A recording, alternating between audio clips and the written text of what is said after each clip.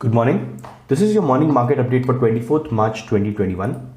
Let's look at the world markets first. Kospi is down 0.021%, SGX Nifty is down 0.09%, Hang Seng is down 1.19%, Nikkei is down 0.95%, S&P 500 closed 0.76% down yesterday, Nasdaq closed 1.12% down yesterday, gold is up 0.224%, USD INR is down 0.01%.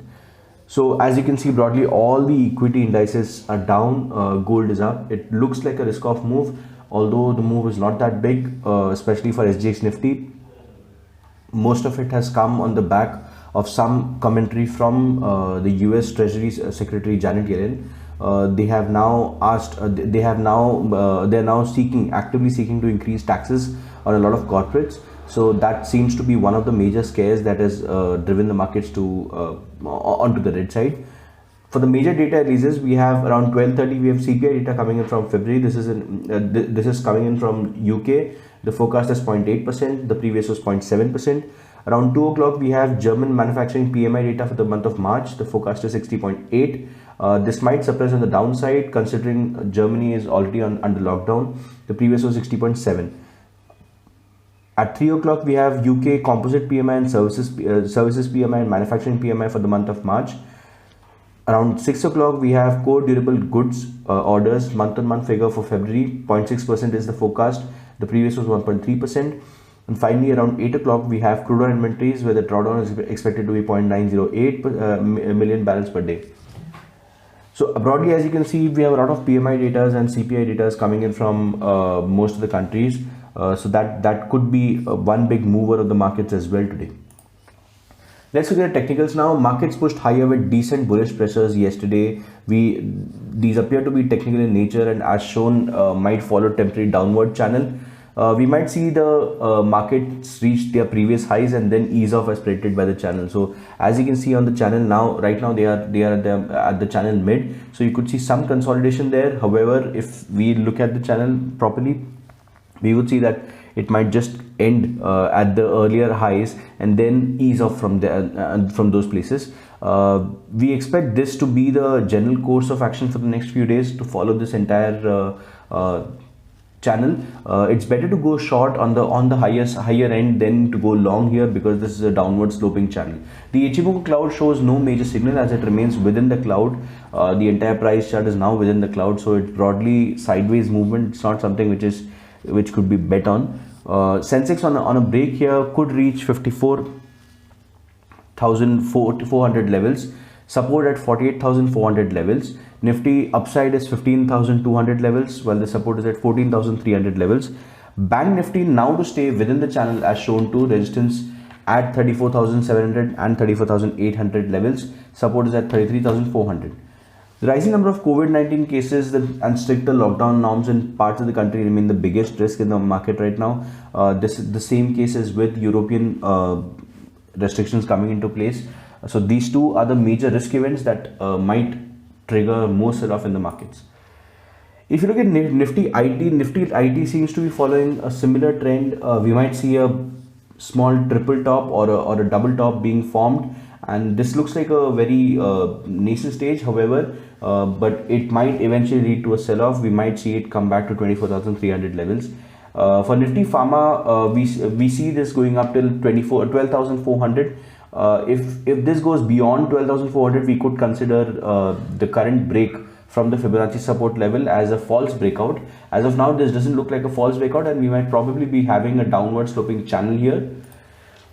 If you look at Nifty Auto here now, so we have two patterns being formed. One is the earlier pattern which was of the trend channel. However, if that doesn't support, we might just have a triangle pattern which is indicative of less volatility in the markets. So if this goes up, if this goes beyond 10,400 levels, we might see it go up till 11,200 levels.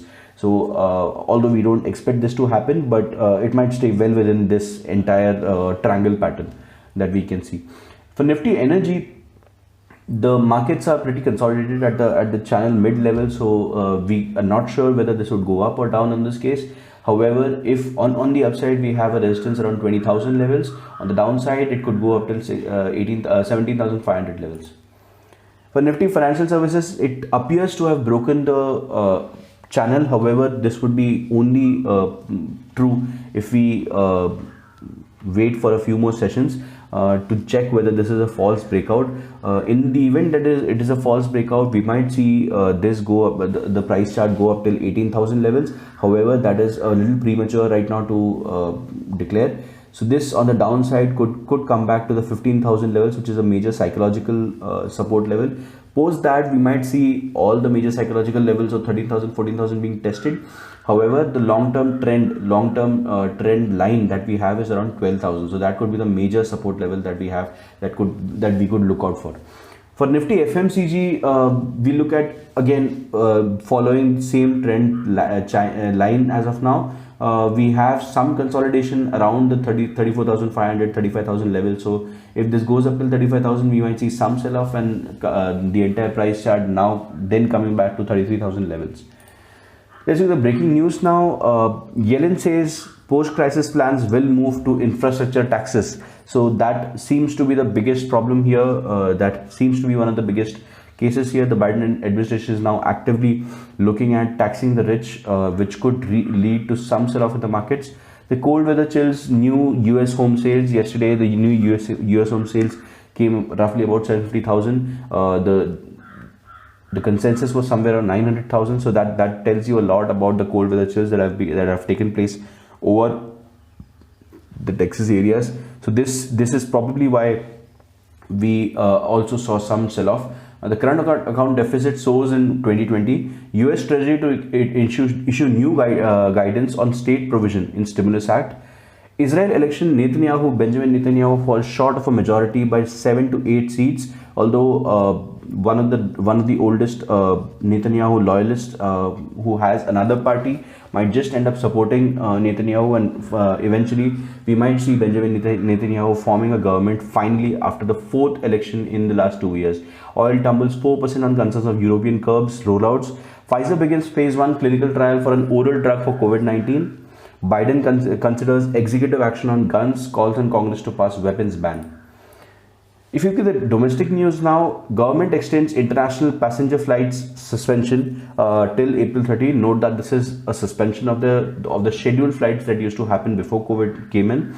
The other flights would still be operational. All of it is similar. The entire suspension is just being carried forward. All above 45 to be vaccinated starting 1st April. So that comes as a welcome measure, considering that we had a lot of vaccine wastages in many parts of the country. Ready to discuss bringing petrol, diesel under GST. This is what the finance minister said yesterday in the parliament. SC lifts NPA standstill. It rejects moratorium extension and interest waiver. Virchow Biotech impact to make 200 million doses of Sputnik 5. Hero MotoCorp launches Destiny 125 Platinum Edition scooter. Hero MotoCorp to increase the prices of motorcycles, scooters from April. Government to sell 15% stake in RVNL via OFS. The floor price is set at 27.5 rupees per share. It opens on Wednesday for non-retail investors, on Thursday for retail investors. India Grid announces a new rights issue. The price is at 110 per share. Record date is 30th March. Opens from 6 to 13th April. ICRA upgrades long-term rating of Deepak Nitrite to AA on bank facilities. CARE retains credit rating of Laurus Labs long-term banking facilities at AA-. Vascon engineers emerged lowest bidder for 2 projects of UP Public Works Department. Ercon earmarks capex of up to 10,000 crores for 2021-2022. Alchem Labs partners Tata Memorial Center to establish radiotherapy center in Bihar. Mumbai airport was the worst affected airport by COVID, lost 81% of the flights in 10 months. The telcos have now pushed the Department of Telecom to seek base prices for millimeter wave bands from TRAI. Apollo Blackstone set to put in final bids for Luminous Power. So that's it from our end. If you have any other doubts, do let us know, do reach us out. As a disclaimer, we would like to say that we are not SEBI registered advisors, educators. This is an easy to understand default indicator list that we use. Different traders use different sets of indicators and analysis. Please do your own research before investing. Thanks for watching.